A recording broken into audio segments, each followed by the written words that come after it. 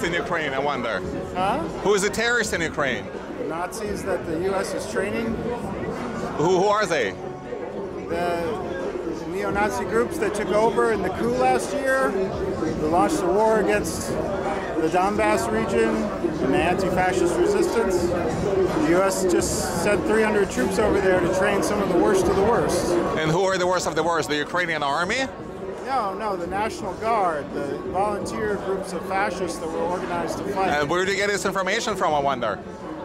It's lots of different places. It's not going to come to you through the U.S. media, though. I don't need to. I'm from the USSR originally. I have, friends and family both in Ukraine and Russia. It's clearly a Russian aggression against Ukraine. What do you think about Ukraine? I mean, Crimea, by the way. Oh, yeah, I have a good question. What do you think about Crimea? I think Crimea voted for what they wanted, and they had every right to do so.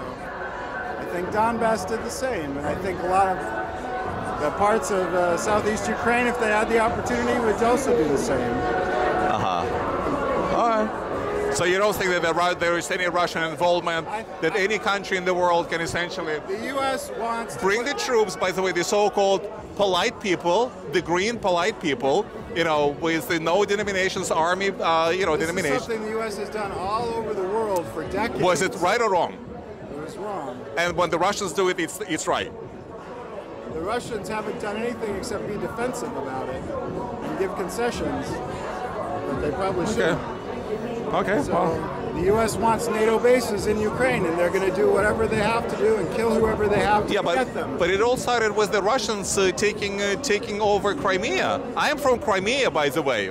For full disclosure, my father used to live there for 17 years. I finished school in Frontinskaya, Partenit, as it's known now, near Yalta. So I know the area very well. There are no fascists. Nobody was against Well, not in Crimea, not in Ukraine. There were no fascists there. I mean, all of a sudden, think about it, just logically, if you don't mind, if you don't mind talking to me. They're both Slavs. They were supposed to be the closest ethnic people ever. Hi there. Hi there. Hey, how's it going?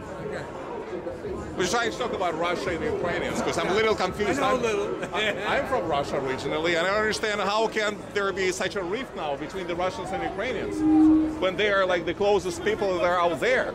In fact, Russia started with Kiev Rus. It started in Kiev. All of a sudden, this is what the class war determines, not national boundaries.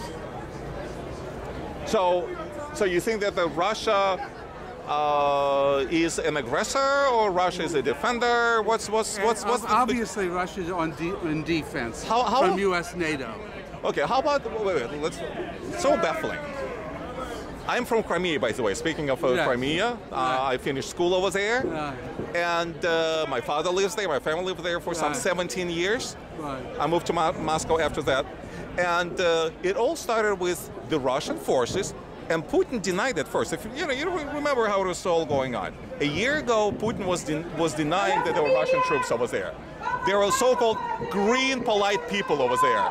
Then fast forward a year on, and Putin all of a sudden is proud of the Russian special troops. If the Russian troops were in Ukraine, they would just wipe out the fascists. I'd be happy to have the Russians there. So you're okay with Putin taking over Ukraine? But what do you have against the Ukrainians? Ukrainians, not so-called fascists. The fascists. So you think that every Ukrainian is a fascist? No, is that what you think? They're being a useful tool of U.S. What's the population of Ukraine? Oh, come on. Yeah.